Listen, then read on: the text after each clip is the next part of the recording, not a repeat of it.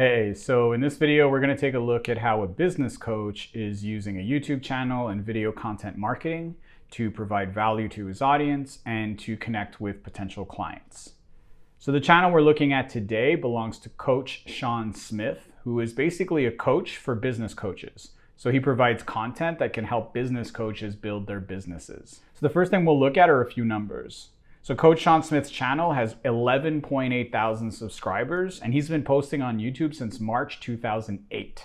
But as you'll see, we're going to look a little bit at the evolution of his channel over those 10 years, or almost 11 years at this point. And you're going to see that there is definitely an improvement over time, which is actually something really important that we're going to talk about a little bit later. So if we look at the channel itself, the first thing we notice is a large header at the top of the page. Now, this is a very common feature for most successful YouTube channels. What's great about these headers is you can use them for multiple reasons. The first thing we see obviously is that his name is there, his logo is there, his tagline is there, and there's also this announcement that there will be new videos every Thursday. I think this is important. Once you have a subscriber base, creating consistency in the viewership is a really effective tool to keep that audience and to grow it. Now, obviously, if you make that promise, you need to keep it.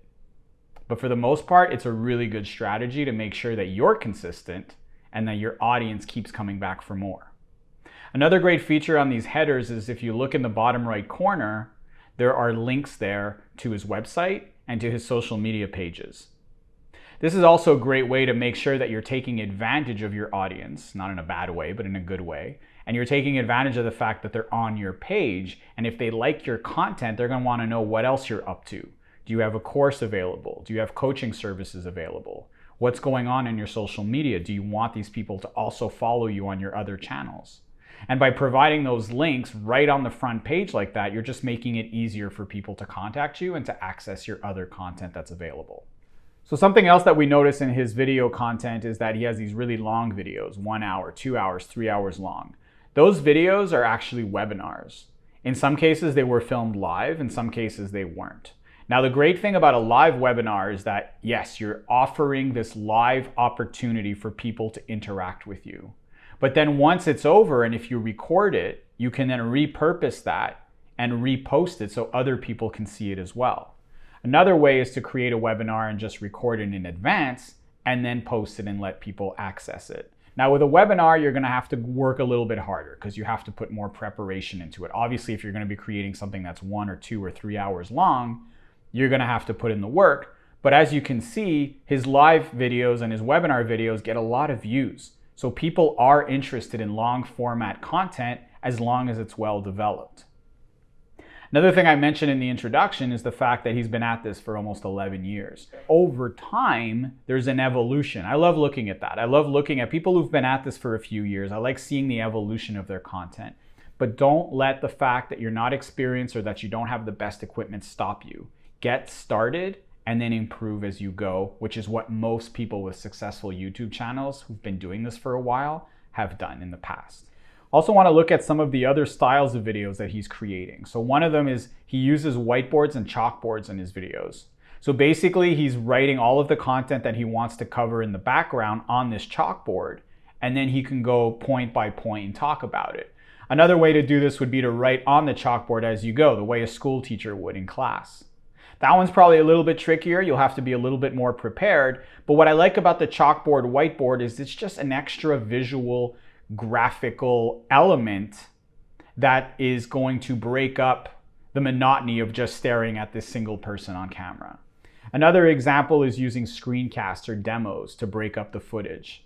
So a screencast or a demo is basically if I'm talking about a website or I'm talking about a piece of software, I'm going to use an actual demonstration of that website or of that software, and I'm going to overlay that with the video of me talking to the camera. As far as producing the screencaster demos goes, it's super simple. You can use a software like QuickTime if you have a Mac, or I think you can use something like Camtasia, which is only $30 or $40 if you have a PC.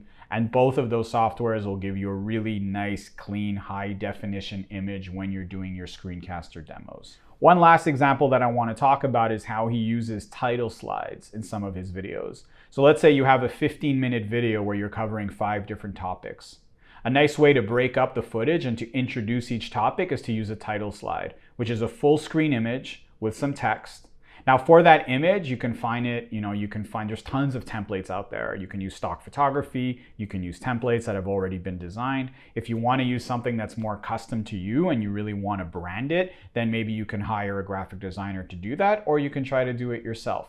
But title slides are a great way to either introduce a topic or introduce the question that you might be answering in that part of the video. So those are some examples of how Coach Sean Smith is using a YouTube channel and video content marketing to connect with his audience and connect with potential clients. Hope you enjoyed it. If you have any questions, let me know, and I look forward to the next case study. Hey, so if you're interested in getting started in video content marketing, but you don't know where to start, what type of camera should you use? What type of mic should you use for better audio? Do you need to get some lighting for your space? Do you need to figure out a good background that you can use? What type of content should you be creating? All of those questions, we have the answers. So all you need to do is you need to join our mastermind group.